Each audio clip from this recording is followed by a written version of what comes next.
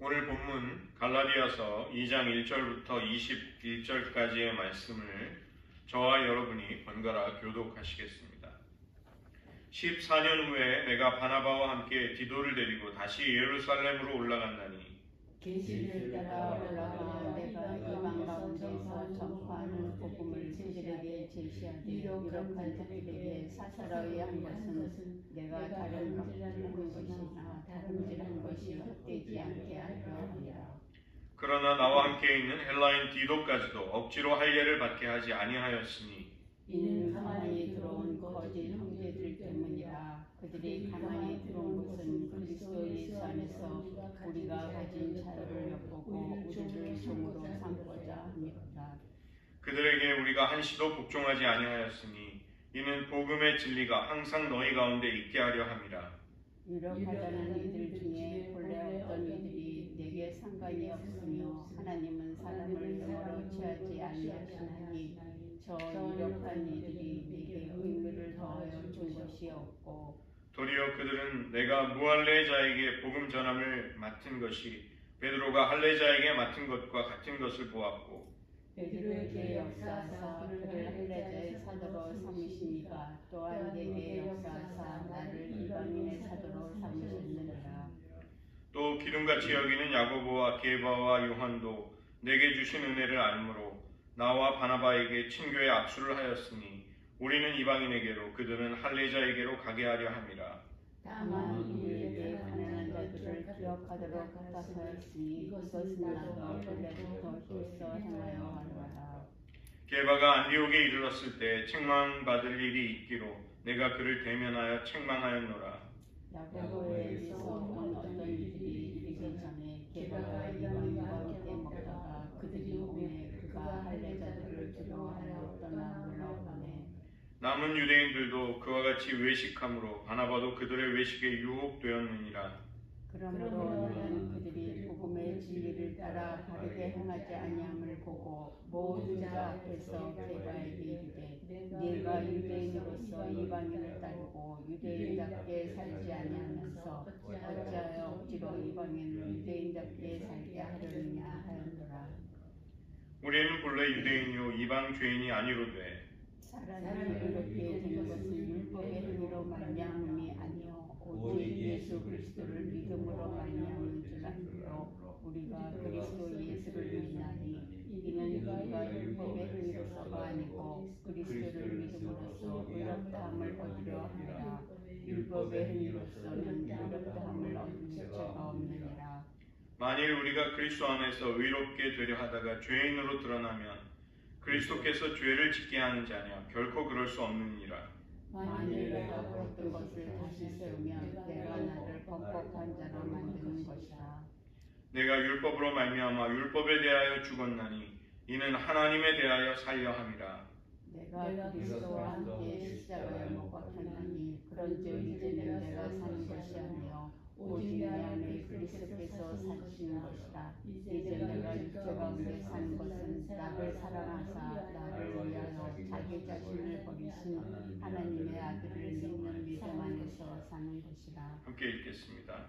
내가 하나님의 은혜를 패하지 아니하노니 만일 의롭게 되는 것이 율법으로 말미암으면 그리스도께서 헛되이 죽으셨느니라. 아멘. 기도하시겠습니다.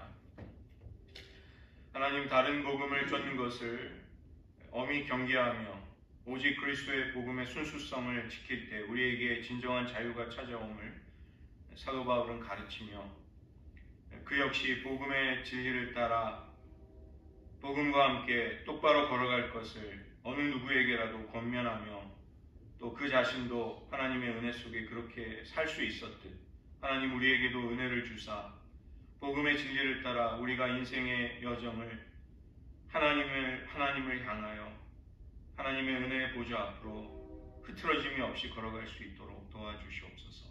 모든 말씀 예수님의 이름으로 기도드립니다. 아멘. 오늘 본문은 지난 주에 나누었던 1장에 이어지는 말씀입니다. 먼저 사도 바울은 14년, 최초의 예루살렘 방문으로부터 14년이 지나서 예루살렘 교회의 지도자들을 방문합니다. 자신이 전하는 복음의 정당성, 그 권위를 예루살렘의 교회 지도자들을 통해 인정받으려는 것이 목적이 아니라 바울이 전하는 복음과 예루살렘의 사도들이 전하는 복음이 일치하고 하나가 된다는 것을 확인하기 위해서 그렇게 한 것입니다. 오늘 본문을 보시면 사도 바울이 왜 예루살렘으로 갔는가를 밝히고 있습니다. 2장 2절을 보시면 그 첫 번째 이유는 하나님의 계시를 따라서 간 것입니다. 사도 바울은 사사로이 교우 관계 때문에, 인간적인 친분 때문에 간 것이 아니라 하나님의 계시가 분명히 그에게 임해서 예루살렘으로 올라가라는, 사도들을 만나보라는 하나님의 인도를 받은 것이죠. 그렇기 때문에 사도 바울은 사람들의 인정이나 권위 있는 자들이 자기의 어떤 정당함을 확인해 주기를 요청하기 위해서 가지는 않은 것이죠. 하나님의 계시를 따라 움직이는 사람은 그렇게 할 필요가 없는 것입니다. 그 다음에 왜 14년이라는 그토록 오랜 시간이 걸렸는가? 그는 굉장히 신중하게 하나님의 인도를 받는 사람이었기 때문에 그랬던 것입니다. 두 번째는 역시 그 이유가 2장 2절에 나옵니다. 내가 다름질한 것이 헛되지 않게 하려 함이라. 이렇게 지금 살짝 짧은 문구로 되어 있지만 여기에는 사도 바울의 마음이 담겨져 있습니다. 그가 전하는 복음 사역의 열매가 헛되지 않을까, 헛되게 되지 않을까 하는 두려움이 있었다는 것입니다. 왜냐하면 그 당시 거짓 교사들과 이단들은 바울이 전하는 그리스도의 복음을 공격했습니다. 바울의 복음을 예를 들어 디트리히 본웨퍼 목사님의 표현을 빌리자면 값싼 복음이다, 이런 식으로 공격했던 것이죠. 바울이 전하는 그가 가르치는 복음은 충분하지 못하다. 이방인 개종자들, 이방인 출신으로 이제 그리스도인이 된 사람들이라 할지라도 율법을 지키고 할례를 받아야 한다는 것으로 그들은 다른 복음을 전했던 것입니다. 그 때문에 사도 바울은 예루살렘의 사도들과 교인들이 혹시라도 그리스도의 복음에 충실하지 못할까를 염려했던 것입니다. 그리고 교회가 거짓 교사들에게 미혹돼서 그들의 주장을 방치하게 될까봐 그는 깊은 우려하는 마음, 걱정하는 마음을 품었던 것이죠. 바울이 가르쳤던 것은 우리는 복음 안에서 모든 문화와 인종과 문화를 초월해서 하나다. 이것을 우리는 하나로 연합했다. 그리스도의 복음 안에서 우리는 하나다. 이것을 가르쳤지만 복음의 원수들, 십자가의 원수들은 그리스도인이 되려면 유대인처럼 돼야 한다는 것을 가르쳤다는 것입니다. 그 때문에 예루살렘 교회가 만약에 복음에 대해서 잘못된 관점을 가지게 된다면 그리스도의 몸된 교회는 하나가 되지 못하고 자칫하면 둘로 갈라지게 될 위험을 바울은 성령의 지혜 가운데서 느끼고 있었던 것입니다.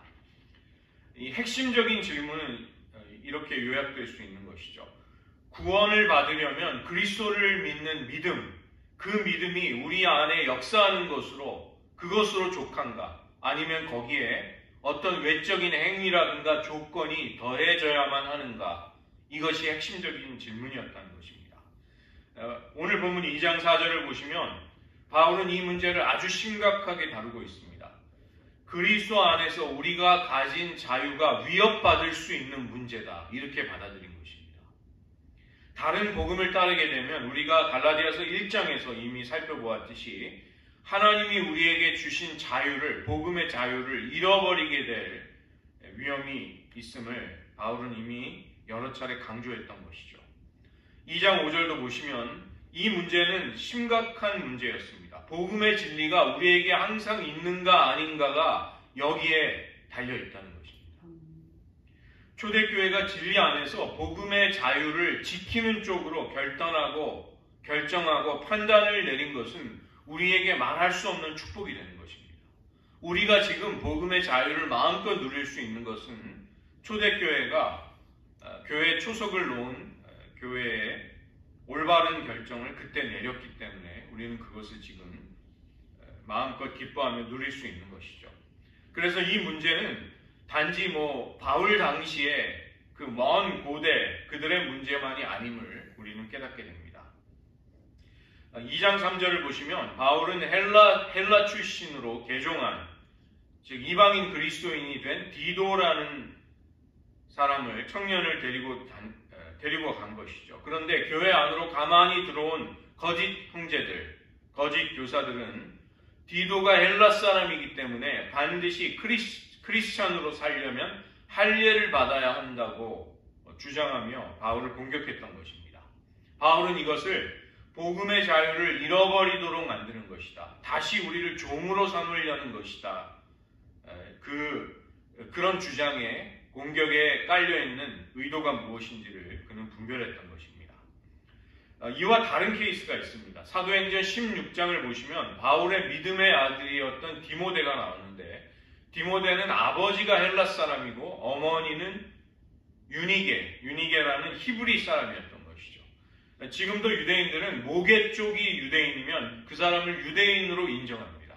왜냐하면 신앙이 어머니의 양육 속에서 하나님을 경외하는 그 신앙이 이어진다는 것을 잘 알았기 때문에 그런 것이죠.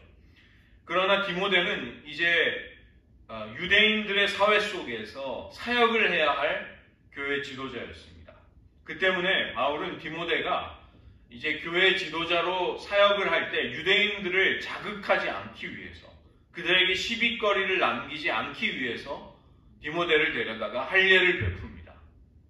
그러나 오늘 본문에 나오는 부모가 모두 헬라 사람인 디도의 경우에는 디모데가 할례를 받는 것과는 완전히 다른 맥락, 다른 문제가 되는 것입니다. 진정한 그리스도인으로 하나님의 구원을 받는 데 있어서 복음 말고도 무엇이 더 필요한가, 이 시험대에 놓이게 되었을 때 사도 바울은 디도의 할례를 절대적으로 반대하고 허락하지 않는 것이죠.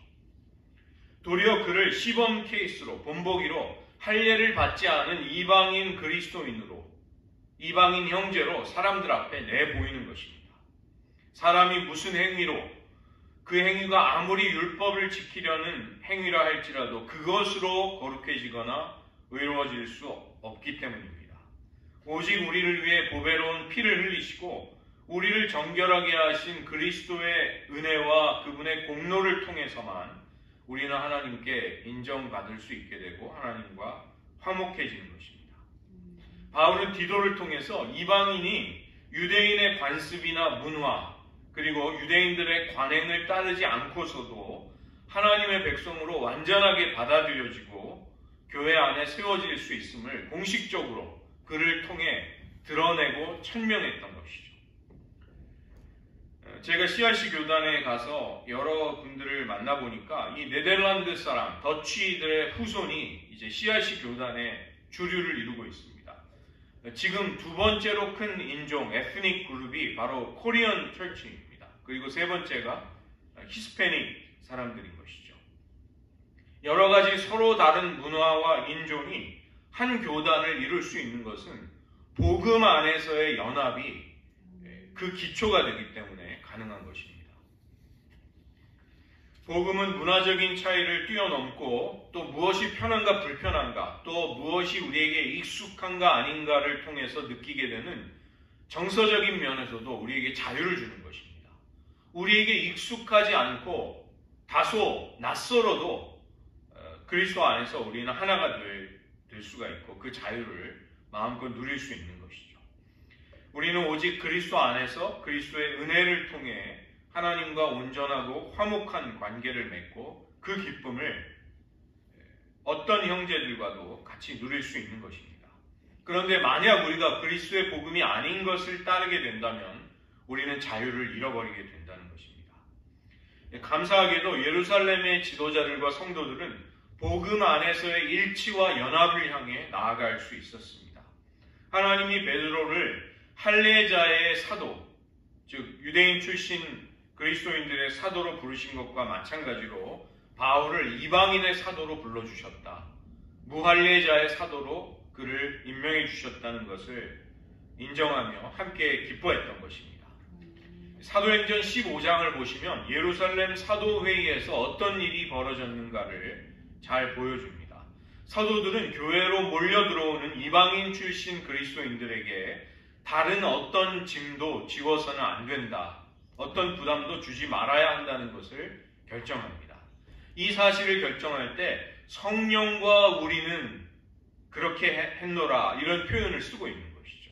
이것은 성령의 역사 속에서 교회가 하나님의 마음을 가지고 그것을 결정했음을 보여주는 것입니다.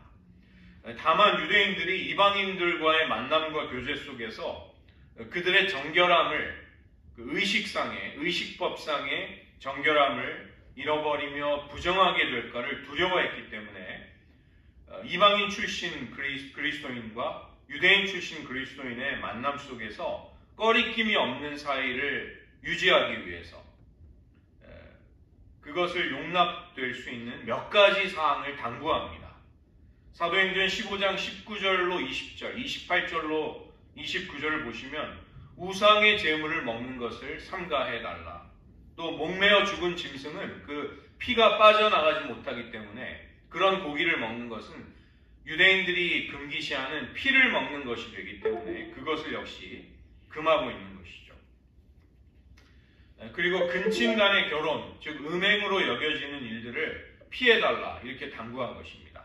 이런 일들은 이방인, 믿지 않는 이방인 사회 속에서는 흔하게 일어나는 일들이었던 것이죠. 또 하나 당부했던 것은 오늘 본문 2장 9절에 나오는 것처럼 예루살렘 교회의 가난한 성도들을 생각해달라. 그들을 돕고 구제하는 일을 당부했던 것입니다. 우리가 이미 살펴본 고린도후서 8장을 보시면 바울은 이방인 형제들의 연보를 모아서 그들의 구제 헌금을 모금을 해서 예루살렘 교회로 가져가는 일에 대표를 세우고 신중하고 투명하게 그 일을 진행하는 것을 볼 수 있습니다. 복음의 진리를 지키며 복음의 메시지를 전하려고 할 때는 두 가지의 양극단의 위험이 생기는 것입니다. 복음의 메시지를 전달받는 사람의 관심사에 필요에 전혀 맞추지 않을 때도 문제가 생기고 너무 듣는 사람의 필요에 너무 맞춰주려고 하다가 복음의 본질을 잃어버리는 위험이 생기는 것이죠. 이것이 복음 전파에 있어서 두 가지 양극단입니다. 우리 시대는 어떨까요? 복음의 본질을 버리거나 양보하거나 타협해버리고서 듣는 사람들에게 불편을 주지 말아야 한다는 무언의 압력을 벌써 우리는 받고 있는 것입니다. 성 정체성을 마음대로 선택하는 끔찍한 불경건, 이것을 미국의 헌법이 보장해주는 시민의 권리로 만들어버렸습니다.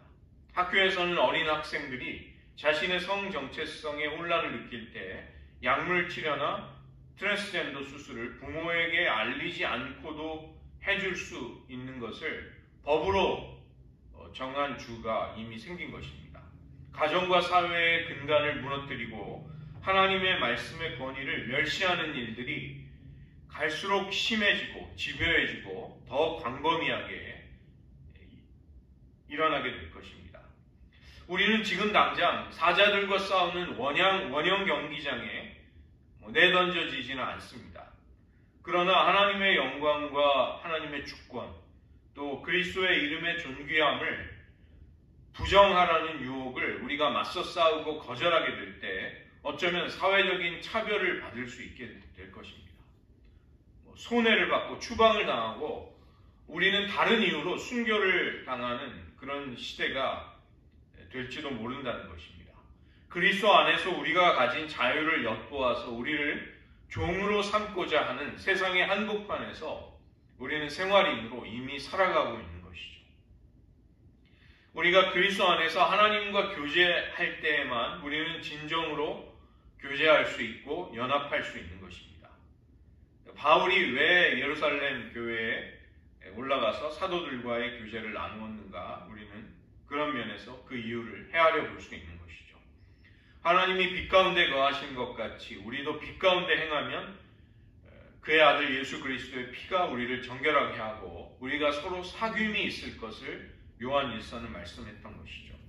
그리스도를 떠나서 말씀의 진리 바깥에서 자유와 연합을 누릴 수는 없는 것입니다. 바울은 진정한 하나됨을 이루지 못할까 봐 계시를 따라서 예루살렘으로 올라갔습니다. 그래서 이 분열의 문제를 심각하게 섬세하게 조심스럽게 다루고 복음 안에서 하나됨을 확인하고 이룰 수 있었던 것이죠. 또 교회 안으로 가만히 들어온 거짓 교사들이 이방인 출신의 그리스도인들에게 율법의 의무, 율법의 짐을 지우려고 하는 것을 단호히 싸우며 거절했던 것입니다. 우리가 구원받기 위해 오직 그리스도의 은혜와 그리스도를 믿는 믿음만이 필요하다는 것을 그는 순수하게 지켜야만 했기 때문인 것이죠. 하나님께서 우리에게 주신 자유를 누구도 흔들거나 빼앗으려고 할 때 우리는 그것을 바울처럼 맞서 싸울 수 있어야 하는 것입니다. 그런 싸움이 지금 우리 시대 속에 우리가 처한 상황 속에서 일어나고 있는 것이죠. 우리의 자녀들을 보면 정말 치열한 영적인 전쟁터 한가운데로 그들이 원하든 원하지 않든 내몰려 있다는 것입니다. 두 번째로 바울은 안디옥에서 복음의 진리를 따라 행하지 않는 게바, 베드로를 책망하는 사건이 일어납니다. 이 구약에는 정결법과 관련된 율법의 조항들이 있습니다. 예배자는 하나님께 그 예배와 제사가 받아들여지기 위해 부정한 음식을 먹어서도 안 되고 시체와 접촉을 해서도 안 되는 것이죠. 병이 있거나 병자를 만진 사람도 하나님께 지극히 거룩한 성물에 나아갈 수 없었습니다. 하나님은 이런 의식법을 통해서 세러머니얼로 의식법을 통해서 죄인들이 깨끗함을 받지 못하면 하나님의 임재 앞으로 갈 수 없다는 것을 우리에게 가르치신 것입니다. 그리고 예수님이 친히 오셔서 하나님과 죄인된 우리 사이를 가로막는 성소와 지성소 사이의 휘장을 그분의 죽음을 통해 위로부터 아래로 찢어버리신 것이죠.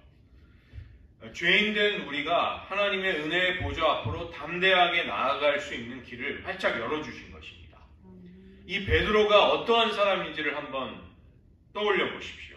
고넬료라는 로마의 백부장과 그 가족을, 즉 이방인을 구원하시는 하나님의 역사를 그는 온몸으로 친히 체험할 수 있었던 그런 사람이었습니다.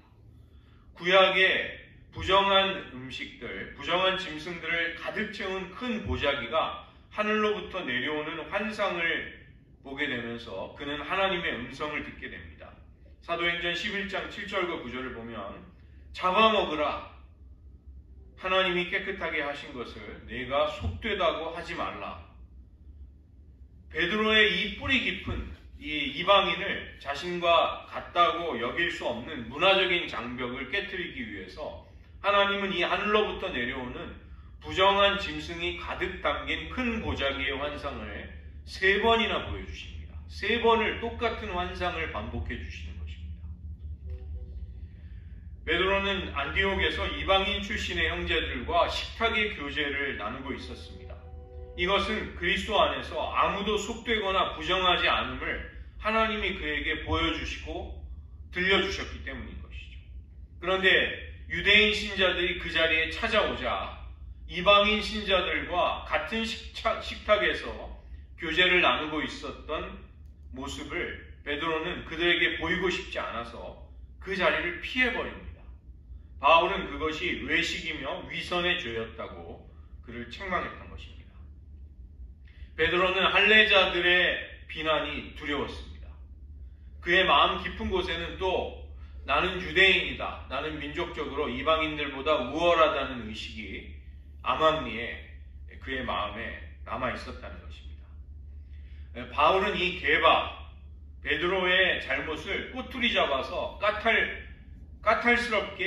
까다롭게 비난을 하는 것이 그의 행동이 아니었던 것입니다. 베드로가 그런 행동을 하는 그의 모습 이면에 있는 더 깊은 문제를 그는 주목한 것입니다. 그것을 무엇이라고 이야기하냐면 바울은 베드로가 복음의 진리를 따라 바르게 행하지 않았다, 이렇게 책망한 것입니다. 14절의 말씀입니다. 복음의 진리를 따라 바르게 행한다. 이 헬라어를 그대로 직역을 하면 복음과 함께 똑바로 걷지 않았다, 이렇게 옮길 수 있습니다. 이 헬라어로부터 이 영어의 치열, 이 삐뚤삐뚤한 이빨을 교정하는, 치열을 교정하는 치과 의사를 부르는 말을 바로 이 헬라어, 이 똑바로 걸어간다는 이 헬라어가 그 어원이 되어 있는 것이죠. 치열 교정하는 그 치과 의사를 이 헬라어의 어원으로 지금도 부르고 있는 것입니다. 복음은 우리가 모든 삶에서 똑바로, 일정하게, 일관되게, 고르게 따라가야 하는 진리이며 우리의 길이라는 것입니다. 그리스도인의 삶이라는 것은 우리의 평생을 이 복음의 빛 아래에서 복음의 가르침을 따라 흐트러지지 않은 채로 똑바로 진리를 따라 걸어가는 삶을 크리스찬의 삶이라고 할 수 있는 것입니다. 그렇다면 우리가 베드로와 과연 다를까요? 교회에서 누군가가 우리의 곁에 앉아 있을 때 우리는 정중하고 예의 바르게 함께 앉아 있을 수 있습니다. 그러나 은연중에 우리의 마음속에 혹시라도 그 사람과 그분과 그리스도의 식탁을 함께 나눌 마음이 없을 수도 있다는 것입니다. 베드로에게는 은밀하게 민족주의, 율법주의, 우월감, 은근한 교만이 있었습니다. 우리가 단지 다른 사람들과 어떤 면에 있어서 다를 뿐인데도 내 생각과 행동이 우월하고 더 옳고 더 교양이 있다고 우리는 느끼는 것이죠. 그러나 그런 것은 결국 자기의 self-righteousness, 자기의에 불과할 뿐입니다. 바울은 그 때문에 베드로를 아주 통렬하게 책망하는 것입니다. 당신을 그리스도 안에서 은혜로 끌어안아 준 것은 오직 복음이었습니다. 그런데 당신은 정작 그 복음을 망각해버렸습니다. 복음의 정신을 따라 생각하지 않았고 행동하지 않았습니다. 하나님이 복음 안에서 끌어안은 사람, 포용하신 사람들을 당신은 부끄러워하며 멀리한 것입니다. 당신은 하나님의 평가보다 사람의 인정과 칭찬을 더 두려워하였습니다. 그러니 베드로 사도여, 하나님이 당신에게 부어주신 은혜를 기억하십시오. 당신이 처하고 있는 상황에서 그 복음을 실천하고 그 은혜를 누리는 삶이 무엇인가를 떠올리며 생각해 보십시오. 사도 바울은 오늘 21세기를 살아가고 있는 우리들에게도 똑같은 책망과 권면과 도전을 할 것입니다. 세 번째로 마지막 단락이 15절부터 21절에 나옵니다. 이신칭의, 은혜로 말미암아 믿음으로 의롭게 된다는 이 개신교의 가장 중요한 진리가 여기에서 진술이 되고, 또 갈라디아서 2장 20절에 표현되어 있는 것처럼 우리가 그리스도와 함께 연합해서 율법에 대해 죽고 하나님께 대하여 살아났다는 그 진리가 여기에서 선포되고 있습니다. 이 신칭이라는 것은 기독교 신앙, 특별히 종교개혁을 일으킨 개혁신앙의 가장 중요한 모토이자 우리가 믿는 바의 핵심인 것이죠. 이 의롭다함을 갖는 것의 반대말은 정죄를 당하는 것입니다. 우리는 율법의 불가능한 요구와 그 기준을 우리의 행위로는 다 행할 수가 없는 것입니다. 즉, 우리의 행위를 통해서는 의롭다함을 받을 수 없는 것이죠. 그러나 그리스도 안에서 그리스도를 믿는 믿음으로 우리는 의롭게 됩니다. 하나님은 그리스도 안에서 우리를 향해 무죄를 선언하십니다. 그리고 모든 죄책으로부터 법적으로 면제되었음을 선언해 주시는 것입니다. 이것이 의롭다 칭함을 받는 것이죠. 우리는 그리스도 안에서 이처럼 정결하게 되고 모든 더러움과 수치를 씻음받게 되었습니다. 2장 19절을 보시면 내가 율법으로 말미암아 율법에 대해서 죽었다는 선언을 합니다. 이 선언은 우리가 더 이상 율법을 지키지 않아도 된다는 말은 아닙니다. 왜냐하면 하나님의 율법은 여전히 거룩하고 우리는 그것을 지켜야 하는 것이죠. 그러나 율법을 지키는 것이 우리의 구원에 이르는 길은 아니라는 것입니다.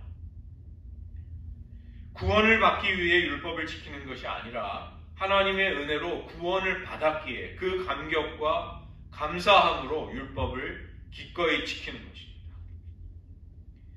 그리스도 안에서 우리는 율법을 지키지 못하는 우리들에게 내려지는 모든 저주와 형벌과 정죄로부터 이미 벗어나게 된 것입니다.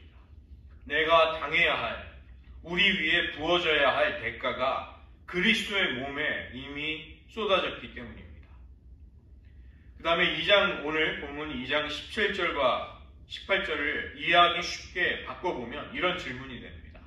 믿음으로 의롭다함을 얻은 사람이 죄를 짓는다면 그리스도 안에 이신 칭의가 죄를 조장하는 것인가? 죄를 부추기는 것인가? 결코 아니다. 그것은 말도 안 된다. 바울이 그렇게 이야기하고 있습니다. 그리스도를 믿는 사람이 계속해서 죄악된 삶을 고수하면서 죄성을 따라간다면 그는 복음을 제대로 이해하지 못한 사람입니다. 그는 다만 하나님께 불순종할 구실을 찾게 되는 것이죠. 그러나 우리가 그리스도와 연합해서 율법에 대해 죽고 하나님께 대해 살 수 있게 된 것입니다. 우리는 순종하고 선량한 일을 했을지라도 그 이전에는 어떻게 그것을 했는가? 나 자신을 위해서 한 것입니다. 또 처벌과 징계와 손해가 두려웠기 때문에 우리는 선을 추구했던 것이죠. 우리는 선을 행할 때도 보상을 기대했고 무언가를 얻기를 늘 바라며 계산했던 사람이었습니다. 그러나 이제 그리스도 안에서 의롭게 되고 하나님의 사랑받는 자녀가 되었을 때 우리에게 있어서 하나님을 사랑하고 충성해야 할 이유와 동기가 모두 완전히 근본적으로 새로워지게 됩니다. 오늘 사도 바울은 나를 사랑하사 나를 위하여 자기 자신을 버리신 예수님을 위해 살고 싶다는 마음이, 그 주님을 향한 사랑이 우리의 삶을 움직이는 가장 중요한 동기이자 원동력이 된다고 말씀하고 있는 것이죠. 이 유명한 구절 갈라디아서 2장 20절은 바로 2장 14절의 주석이자 설명이 되는 것입니다. 복음의 진리를 따라 바르게 행한다는 것이 무엇인가? 복음과 함께 똑바로 걷는다는 것이 무엇인가? 내가 내 힘으로 그렇게 하는 것이 아니라 내 안에 살아계시는 그리스도께서 우리로 하여금 그러한 삶을 살 수 있도록 은혜를 주시고 능력을 주신다는 것입니다. 이제부터 나는 호흡하는 매 순간, 자거나 깰 때, 무언가를 선택하고 결정할 때, 일을 하거나 쉴 때, 모든 경우 언제나 그리스도를 믿음으로 말미암아 내가 어떤 존재가 되었는지를 떠올리고 기억하면서 그 진리로부터 살아갈 수 있게 된 것입니다. 그리스도께서 우리를 위해 행하시고 이루신 일은 모든 사람에게 있어서 두 가지다, 두 종류 중에 하나다, 이런 말이 있는데 굉장히 의미심장한 말입니다.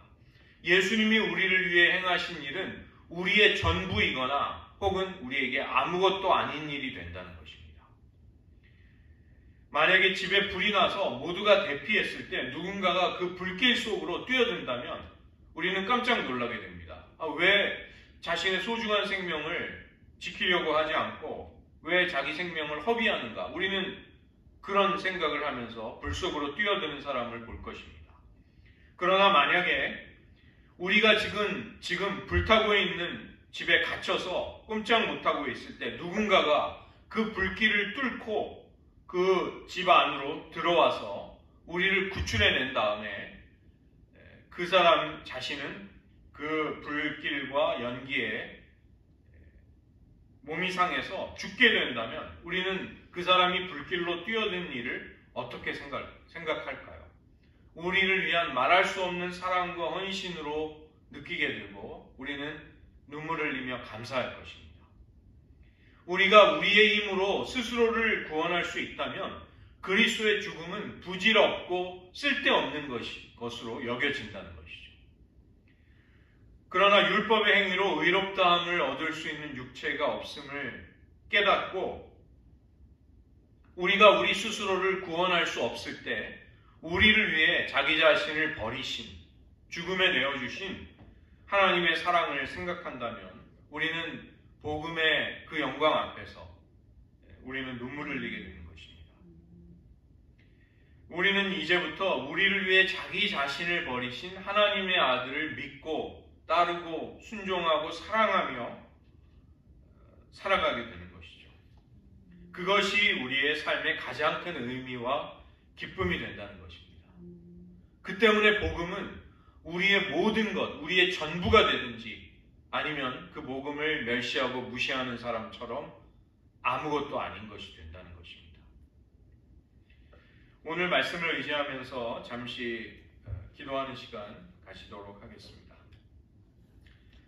지금 누군가가 혹은 무엇이 우리가 처한 어떤 상황이 예수 그리스도 안에서 우리가 가진 자유를 엿보며 빼앗으려고 하지 않는가 우리는 생각해 볼 필요가 있습니다. 우리를 노예와 종으로 살도록 만드는 위기가 혹시 우리 앞에 있지 않은가? 복음의 진리가 항상 우리 가운데 있는 그러한 삶을 우리가 지금 살고 있느냐는 것입니다. 우리는 똑같은 질문을 해볼 수 있는 것이죠. 나는 복음의 진리를 따라 바르게 행하고 있는가? 복음과 함께 나는 똑바로 인생의 길을 걷고 있는가? 우리를 의롭게 하시는 유일하신 예수 그리스도를 믿고 그분이 우리를 사랑하셔서 자기 자신을 버리셨음을 깨닫고 감사하는 것, 그것이 우리가 해야 할 일이 될 것입니다.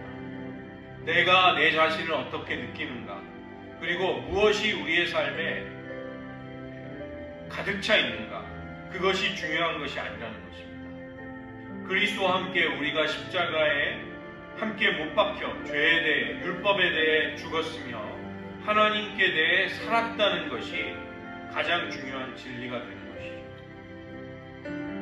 우리의 삶은 이제 우리의 뜻과 의지대로 우리의 능력의 한계 안에서만 사는 그런 삶이 아니라는 것입니다.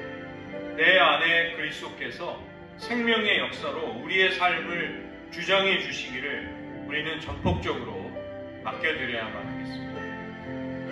이 시간 주님을 향한 사랑과 감사함으로 모든 삶을 살게 하소서. 복음이 우리의 삶의 전부가 되는, 모든 것이 되는 그런 삶을 살게 하소서. 복음을 따라 걷게 하소서. 이 시간 우리도 베드로가 외식과 미혹에 빠진 것처럼 서로 넘어진다 할지라도 우리는 다시 은혜의 그 깊이와 광대하심으로 이끌려갈 수 있게 됩니다. 그런 은혜를 달라고 이 시간 잠시 기도하는 시간 가지겠습니다.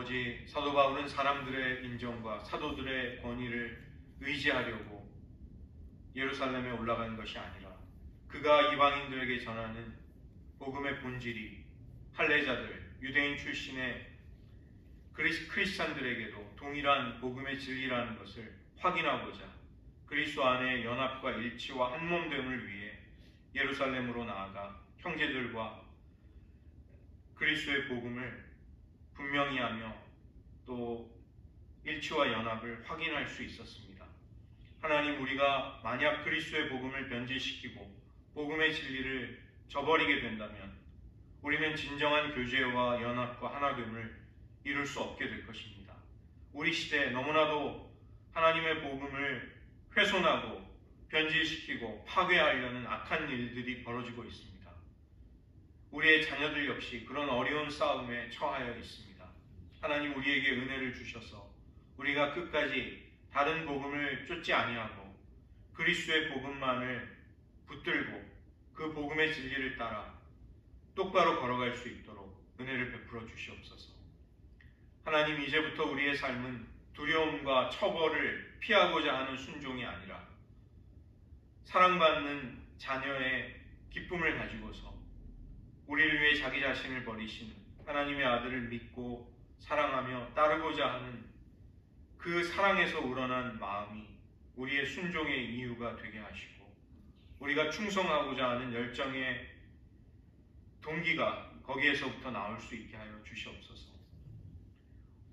우리가 구원받기 위해 율법을 지키는 것이 아니라 이미 구원받았기에 하나님의 율법, 하나님의 계명을 지키며 하나님과 연합하고 그 사랑 안에 거하는 삶을 언제나 살아갈 수 있게 도와주시옵소서. 모든 말씀 예수님의 이름으로 기도드립니다. 아멘.